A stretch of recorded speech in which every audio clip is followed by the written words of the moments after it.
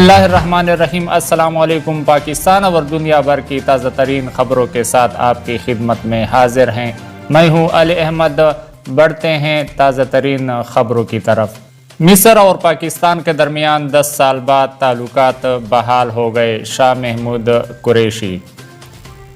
وزیر خارجہ شاہ محمود قریشی نے کہا ہے کہ 10 سال سے مصر اور پاکستان کے درمیان تعطل کا شکار تعلقات بحال ہو گئے ہیں۔ میڈیا رپورٹس کے مطابق وزیر خارجہ مخدوم شاہ محمود قریشی نے کہا کہ 10 سال بعد پاکستان اور مصر کے تعلقات از سر نو بحال ہو چکے ہیں۔ وزیر خارجہ شاہ محمود کا کہنا ہے کہ 9 سال بعد پاکستان کے وزیر خارجہ کا دورہ مصر ہو رہا ہے۔ مجھے یہ بتاتے ہوئے خوشی محسوس ہو رہی ہے کہ گزشتہ 10 برس سے پاکستان اور مصر کے تعلقات جو تعطل کا شکار تھے وہ از سر نو بحال ہو چکے ہیں۔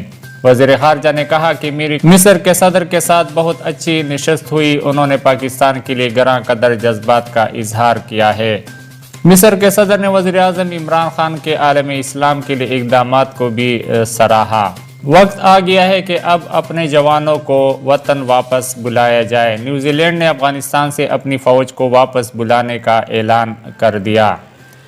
افغانستان میں نیٹو فورسز نے ایک لمبی جنگ لڑی مگر اس کے ہاتھ کچھ بھی نہ آیا کہ آخر میں انہیں امن معاہدے کے تحت افغانستان کے علاقے سے اپنی فوجیں واپس بلانا پڑ رہی ہیں۔ امریکہ نے گزشتہ برس میں امن معاہدہ کیا اور اس کی پاسداری کرتے ہوئے کافی فوجی واپس بلا لیے تھے، لہٰذا اب ایک اور اتحادی ملک نے بھی اپنے فوجی واپس بلانے کا عندیہ دے دیا ہے۔ نیوزی لینڈ کی وزیر اعظم جیسنڈا آرڈرن نے گزشتہ روز اعلان کیا کہ وہ افغانستان میں 20 سال سے جاری جنگ میں خدمات انجام دینے کے بعد وہاں تعینات اپنے باقی ماندہ فوجی اہلکاروں کو مئی میں واپس وطن بلا رہی ہیں۔ افغانستان میں نیوزی لینڈ ڈیفنس فورس کی 20 سال سے موجودگی کے بعد اب وقت آ گیا ہے کہ ہم بیرونی ملک فوج کی تعیناتی ختم کریں۔ ان کا کہنا تھا کہ افغانستان کی اندرونی طاقتوں کے درمیان مذاکرات سے واضح ہوتا ہے کہ شورش زدہ ملک میں داخلی امن پائیدار سیاسی حل کے ذریعے ہی ممکن ہے، اس لیے افغانستان میں نیوزی لینڈ کی فوج کی مزید ضرورت نہیں۔ یاد رہے کہ سابق امریکی صدر ٹرمپ کی انتظامیہ نے افغانستان سے ترجیحی بنیادوں پر اپنی فوج واپس بلانے پر رضامندی ظاہر کی تھی۔ گزشتہ برس فروری 2020 میں طے پانے والے معاہدے میں کہا گیا تھا کہ اگر طالبان اپنے وعدوں پر عمل کرتے ہیں اور اگر وہ القاعدہ یا دیگر عسکریت پسندوں کو اپنے زیر کنٹرول علاقوں میں کام نہیں کرنے دیں گے اور قومی امن مذاکرات کے تحت آگے بڑھیں گے تو امریکہ اور اس کے نیٹو اتحادی 14 ماہ میں تمام فوجیں افغانستان سے واپس بلا لیں گی۔ اس سے قبل امریکی وزیر خارجہ انٹونی بلنکن نے افغانستان کے صدر اشرف غنی سے ٹیلی فونک رابطے کے دوران کہا ہے کہ افغان امن عمل کی حمایت جاری رکھیں۔ ادھر نیٹو نے کہا ہے کہ خدشہ ہے کہ طالبان ہمارے فوجی جوانوں کو ہلاک کر دیں گے۔ افغانستان سے فوجی انخلا کے نتیجے میں اتحادیوں کو جانی نقصان کا سامنا کرنا پڑ سکتا ہے۔ برطانوی خبر رساں ادارے رائٹرز کی رپورٹ کے مطابق نیٹو کے سیکرٹری جنرل نے کہا ہے کہ تشدد زدہ ملک سے نیٹو کی افواج واپس بلانے اور نہ بلانے سے متعلق تاحال کوئی فیصلہ نہیں ہوا ہے۔ رپورٹ کے مطابق افغانستان میں غیر ملکی افواج نے کروڑوں ڈالرز کی سرمایہ کاری کی ہے۔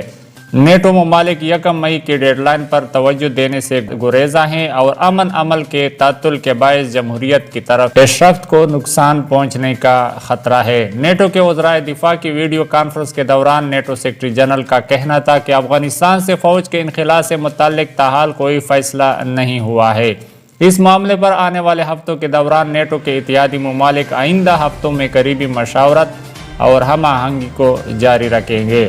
اپنی بات کو جاری رکھتے ہوئے انہوں نے کہا کہ ہم بہت سارے المیوں کا سامنا کر رہے ہیں اور اس کا کوئی آسان حل نہیں ہے۔ اگر ہم مئی کے بعد افغانستان میں رہتے ہیں تو وہاں پر مزید تشدد کا خطرہ ہے جس کے بعد ہمارے جوانوں پر حملے ہو سکتے ہیں، لیکن اگر ہم تشدد زدہ ملک سے اپنی افواج واپس بلا لیتے ہیں تو مزید خدشہ ہے کہ وہاں پر مزید ہلاکتیں ہو سکتی ہیں۔ اسی وجہ سے ہم اپنے اتحادیوں سے مشاورت جاری رکھیں گے۔ واضح رہے کہ گزشتہ روز نیٹو کے سیکرٹری جنرل نے طالبان پر زور دیتے ہوئے کہا ہے کہ افغانستان میں طالبان پر تشدد کارروائیاں چھوڑ دے اور نیک نیتی کے ساتھ افغان حکومت سے مذاکرات کرے، جبکہ صحیح وقت آنے سے پہلے تشدد زدہ ملک سے واپس نہیں جائیں گے۔ جعلی ڈگریوں پر UAE میں نوکری کے لیے جانے والوں کو لاکھوں درہم جرمانہ ادا کرنا پڑے گا۔ بھاری جرمانے کے ساتھ جیل کی سزا بھی دی جا سکتی ہے۔ UAE میں نیا قانون نافذ کر دیا گیا۔ نئے قانون کے مطابق کوئی بھی شخص جو جیلی ڈگریوں کا سہارا لے کر دبئی ملازمت کی غرض سے جائے گا اسے لاکھوں درہم کا جرمانہ ادا کرنے کے ساتھ ساتھ جیل کی ہوا بھی کھانا پڑ سکتی ہے۔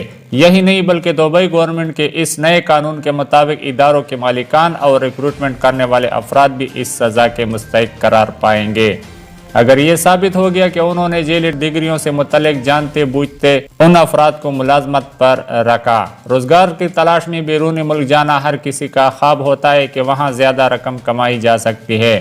اس کے لیے لوگ طرح طرح کی مشقتیں کرتے اور جیلی اسناد حاصل کر کے بھی پہنچے سے پیچھے نہیں رہتے۔ تاہم گزشتہ دنوں دبئی نے مختلف سکلز رکھنے والوں کو اپنے ملک میں رہنے اور کام کے مواقع مہیا کرنے کے حوالے سے بھی اعلان کیا تھا، مگر اس کے فوری بعد دبئی کے قوانین میں ترمیم کرتے ہوئے نیا قانون پاس کیا گیا ہے، جس کے مطابق ایسے افراد جو روزگار کی تلاش میں دبئی جاتے ہیں مگر اس کے لیے اپنے ساتھ جیلی ڈگریاں لے جاتے ہیں، ان کے گرد قانون کا شکنجہ سخت کرتے ہوئے 2 سال سزا اور لاکھوں درہم جرمانہ عائد کرنے کا فیصلہ۔